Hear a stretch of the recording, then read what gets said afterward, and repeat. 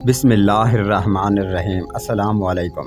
ایک دفعہ کا ذکر ہے کہ جب چند طوائفیں ایک مسجد کے قریب آ کر رات کو گانا بجایا کرتی تھیں اور ساتھ میں فحاشی والا ناچ گانا کیا کرتی تھیں، تو نمازی حضرات ان کی آواز اور گھنگرو کے چھنکاروں سے بڑے پریشان ہوتے تھے، کیونکہ ان کی عبادت میں خلل پڑتا تھا۔ 2-4 مرتبہ یہ نمازی حضرات اس طوائف عورت کی ملکہ کے پاس گئے اور انہیں کہا کہ ہم یہاں نماز پڑھتے ہیں، آپ یہاں سے کہیں دور ڈیرا لگا لیں۔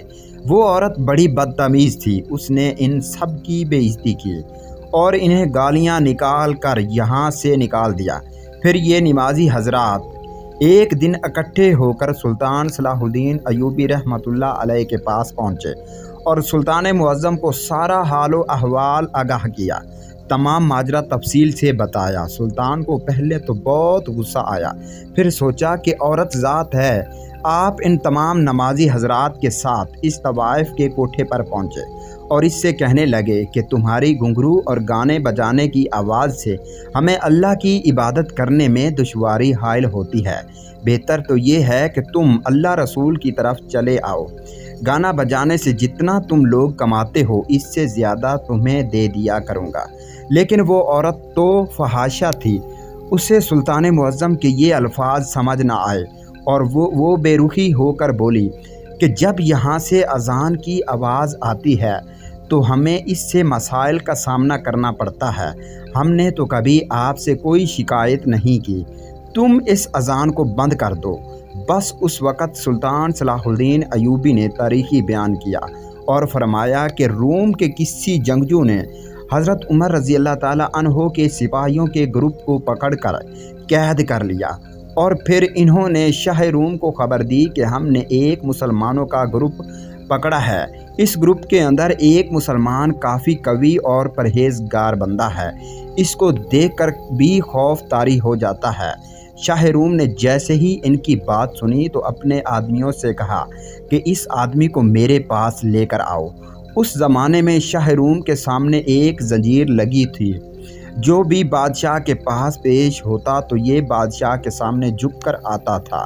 اب اس سچے عبادت گزار نیک آدمی کو بادشاہ کے دربار کے اندر پیش کیا گیا۔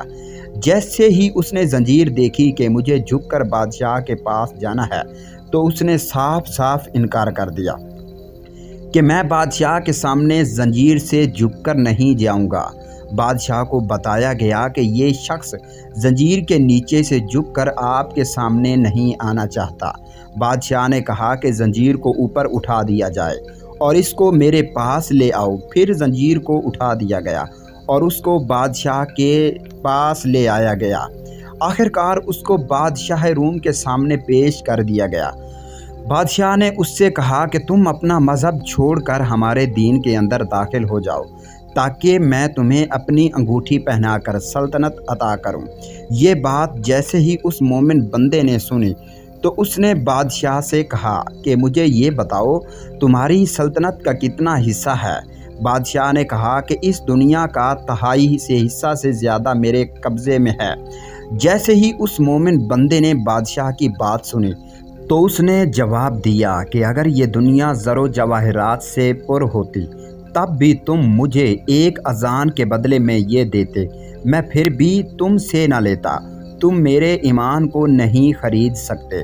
چنانچہ بادشاہ نے دریافت کیا کہ یہ اذان کیا چیز ہے جو تم لوگ ایک دن میں 5 مرتبہ کہتے ہو؟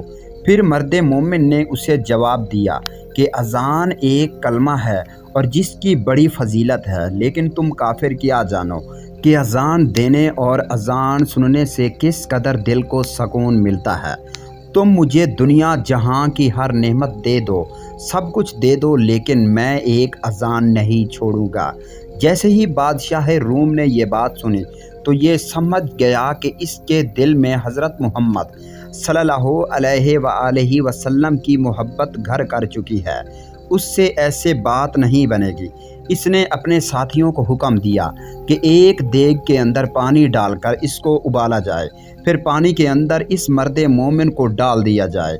شاہ روم نے سوچا کہ کیا پتہ یہ ابلتی ہوئی پانی کی دیگ دیکھ کر ہماری طرف آ جائے۔ پھر بادشاہ روم کے حکم پر عمل کیا گیا۔ دیگ کے اندر پانی ابال کر اس مرد مومن کو اس کے اندر ڈال دیا۔ مرد مومن نے بسم اللہ پڑھی اور دیگ کے اندر چلا گیا۔ اس کے بعد یہ دوسری طرف باہر آ گیا۔ یہاں پر جتنے بھی لوگ موجود تھے یہ سب تعجب کر رہے تھے۔ اس کے بعد بادشاہ نے اپنے ساتھیوں کو حکم دیا کہ اسے ایک اندھیری کوٹھڑی کے اندر ڈال دیا جائے اور اس کو 40 دن تک سوائے شراب اور خنزیر کے اور کچھ نہ دیا جائے۔ پھر اس کو لے جا کر ایک اندھیری کوٹھڑی کے اندر بند کر دیا گیا اور اس کو کھانے کے لیے شراب اور خنزیر کا گوشت دیا جاتا رہا، اور یہ لوگ خنزیر کے گوشت پر کچھ ایسی تریاک پھینکتے تھے کہ جس سے جوں ہی انسان صرف ایک نوالا لے تو اس کے اندر مردانگی اور شہوت جاگ جائے۔